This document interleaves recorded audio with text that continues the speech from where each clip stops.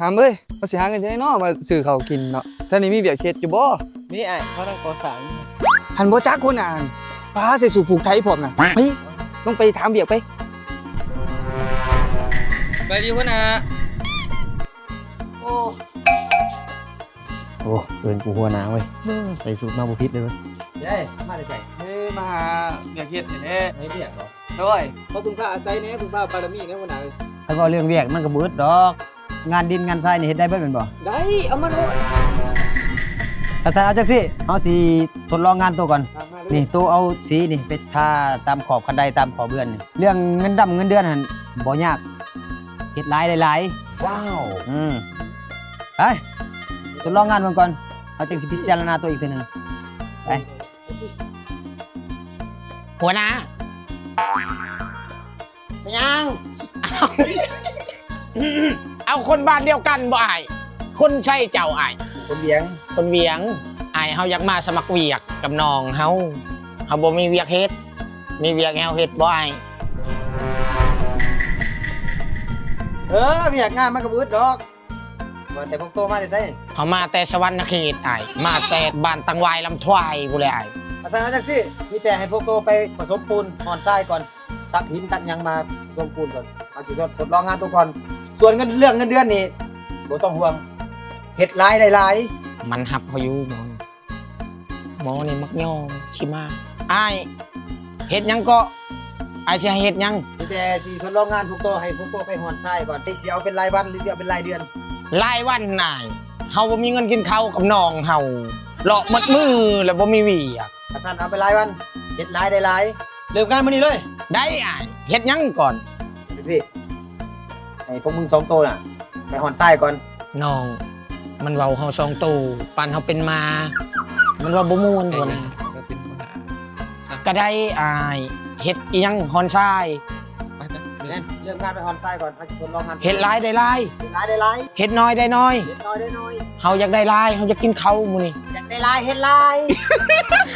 เริ่มงานเลย เฮ็ดน้อยเด้เฮ็ดน้อยก็ได้น้อย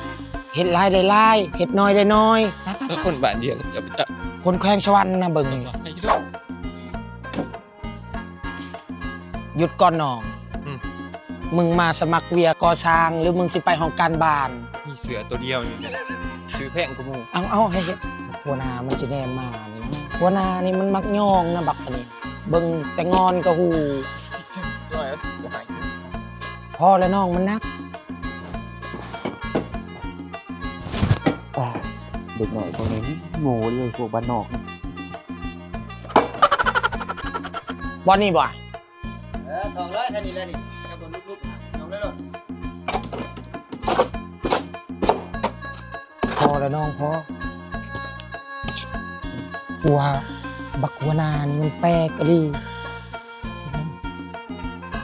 มันยิ้ม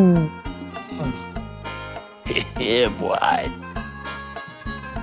ไอห้องน้ำก่อนเจ็บท้องเฮ็ดท่าเด้อหรือว่าไหวคนเมื่อยแล้วเจ้าอย่าลืมคำนี้เด้อเฮ็ดลายได้ลายเฮ็ดน้อยได้น้อยโอเคหัวหน้าคือรอแท้มึงหัวหน้ารอแห้งลีเลยทรงผมเขาคิดว่ากบรถวิบากงามมาลีเลยอะเป็นโก้เมื่อยบ่หัวหน้าหัวหน้าคอยได้เรียกดีเลยอ๋อเน็กไทอาย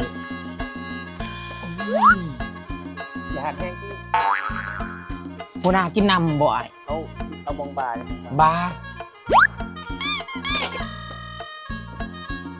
อลีตอนม.7บ่อยากให้เฮากายหนังสือม.นี่เอามาก้อยตัวนี้บ่เห็นได้เป็นเจ้าเป็นนายขี้ทีบทเรียนกายก็บ่อยากให้กายนำบักอันนี้มันเจ้าเล่ห์วะนะอย่าไปเชื่อเห็นเรียกเห็นลายได้ลายตอนม.7มันบ่อยากให้เฮาเบิ่งหนังสือนำมันบ่ได้เห็นเป็นเจ้าเป็นนายนำเขาถ้ามอนี่ดีแล้วมาซักคนก็ได้ตัวได้น้องกับพ่อแล้วเมื่อยบ่น้องแล้วตัวนี้ล่ะไปเอาอีกรอบนึงมาต้มมันเด้อบอลได้อีกอ้ายมองนั่นแหละอุ้ยมอนอย่าชอวันหน้าไล่มันไปเฮ็ดเวียกนะโอ้น่ะสูตรตัดจะใส่นี่คืองามแท้เหรอแล้วเมื่อยเบิ่งไงเน็กไทมันเบียงรอไว้กินหนักบ่น่ะ แล้วไปเอาน้ำมากินเบิ่งครับ น้ำไปเอาน้ำประปามา อ่ะบีบมาบีบน้อยอันซ่อนลงกูสิเบิ่งเด้ อ้าวสิคือว่ามานั่งอยู่นี่คือว่าเฮ็ดเวียกเฮือนหลังน่ะคือว่ามานั่งอยู่นี่ตายให้เฮ็ดเวียกบ่ได้คือว่าชูมาใช่นี่น่ะคือว่ามาอยู่กันอยู่นี่บัดนี้มันเป็นไผโตหัวหน้านี่น่ะคือหัวหน้ามันนี่เลยนี่น่ะหัวหน้านี่พวกก้านหัวหน้าใส่พี่หัวหน้าเฮามันเป็นกรรมกรกูให้มาเฮ็ดเวียกมันมานั่งอู้อยู่นี่น่ะเบิดมื้ออยู่นี่น่ะโอ้ยกูมาเวียกยังคือเก่าอยู่คือมันเฮ็ดเวียกมึงตั้งใจไปเฮ็ดเวียกเด้อจังน้อยมาบ่แล้วเลยหายได้เลยหัวหน้ามาหายเด้อเฮ็ดจังเด้อ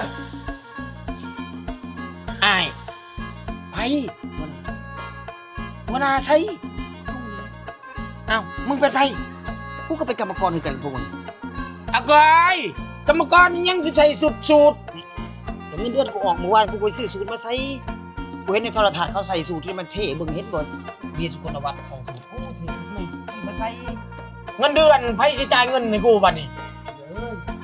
หาพุ่นแหละ มึงตัวกูยัง กูสิตัวอยู่ไสกูบ่ได้ตัวกูนั่งอยู่นี่สู้หยังเข้ามาเอิ้นกูว่าเป็นหัวหน้าหัว กดตัวจังใดมึงเอาสูตรมาแต่ใส่สั่น อ้าวก็เงินเดือนออกเมื่อวานกูก็ซื้อสูตรมาความใฝ่ฝันกูแต่น้อยกูอยากใส่สูตร กรรมกรพองบ่ใส่สูตร แล้วมันมีกฎหมายข้อใดห้ามกรรมกรใส่สูตรแล้วมันคือความใฝ่ฝันแต่น้อยกูเห็นดาราเขาใส่มันก็รอกูก็อยากรอคือเขา ใส่สูตรนี่เขาใส่ไปงานดองหรืองานอีเวนต์ อุ้ยมึงก็เบิ่งหนังหน้ากูได้ทอดให้สิจ้างกูเป็นงานอีเวนต์งานดองฮะหนังหน้าเฮ้ยกูดิชาติหน้ากูยังบ่ได้ไปแต่กูซื้อสูตรมาใส่เองเนี่ย โอ้คงไปฟันตัวจริงไอ้น้อย แม่นอันนี้มันว่าเนี่ยเงินเดือนออกเนาะกูก็ได้โอกาสไปซื้อสูตรมาใส่ถ้าถามคนมาจ้างกูไปงานอีเวนต์ชาติหน้ากูสิบ่ได้ใส่ดอก มึงตัวกูเห็นยังว่ามึงเป็นหัวหน้า กูก็บ่ได้ตัวกูใส่สูตรนั่งอยู่ในชุกก็หยังมากูเป็นหัวหน้าเอง แล้วไผสิจ่ายเงินเดือนในเฮาบัดนี้เงินรายมือน่ะ นี่ได้เงินกับกูแล้วไปเอาถามเอาหัวหน้าอยู่ไหนกูแล้วห้องเบิ่งหั่น หัวหน้าจ่ายเงินเดือนมียังอีกแล้วเงินเดือนมึงคือบ่เอาน้ำมันมันว่าไม่ได้หัวหน้าเอาจะได้มันบ่ให้มันสิตัวมันเป็นกรรมกรฮักกระเบิกเงินว่านนี่เบิ่งไปซื้อสูตรมาใส่สูตรหาพอมึงบ่เน็กไทกับทั้งปีเดี๋ยวจะเอาเน็กไทไปมาใส่เบิ่งได้เบิ่งแต่งชุดจุกก็ได้จะมันเป็นหัวหน้าเบิ่งมันเชื่อ เฮ้ยกับเบิ้งไทยเนาะ เบิ่งเชื่อ ทั้งส่ง เบิ่งเชื่อนี่เบิ่งเชื่อนี่ ความไปฟัน โอ้ยลูกน้องหัวหน้าเอาไปสิกระชูจะได้เงินนั่นบ่ยะได้แล้วบ่ยะนี่เฮ็ดจะได้เจ้าคายเฮือนในหัวหน้านี่เจ้าคายเฮือนให้ 3%ลังหนึง 3%หัวหน้ามี4 5ลังตัวนี้ปุ๊บปุ๊บใหม่ อันนี้อยู่แถวใดเดือนอยู่แถวใด ๆสมสง่าติดกับตลาดสมสง่านี่สมสง่า มึงเนี่ย มึงใช้เศรษฐาแต่คนลงเวียงจันทน์อยากได้อันเฮือนงามๆดินกว้างๆนี่ให้เขาโทรมาโลดมีดินพร้อมเพื่อนบ่ดินพร้อมเพื่อนขายทึกๆใบตะดินมีบ่มีเขาใบตะดินขอบทองให้พี่น้องไปเป็นนายหน้าก็ได้ให้ 3% อีหลีบ่ได้เงินแต่งดองได้เงินซื้อสูตรงามกว่าบักอันนี้อีกกันได้ขายเฮือนนั่นได้ฮอดรถขี่มีแต่เฮือนงามๆนี่ขายถึกๆนี่ดินบักกว้างๆนี่น่ะใครสนใจก็ติดต่อมาเด้ออันนี้หัวหน้าติดต่อมาขายเฮือนทึกๆคนว่าไปเชื่อมันได้ก็เชื่อมันนี่บ่มีข้าวกินนะต้องพังหัวหน้านี่ขายได้ 3% ขายแล้วก็ได้ เจ้าขาย เจ้าขายเฮือนเด้อจังได้เงินเด้อ มันชมสง่าแต่ว่า แม่นชมสง่า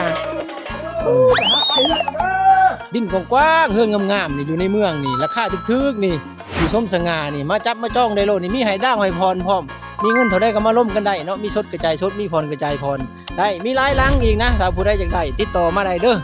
22498629ติดต่อมาได้ตลาดชมสง่าติดกับของการบ้านนี่เลยดินตัวนี้งามสุด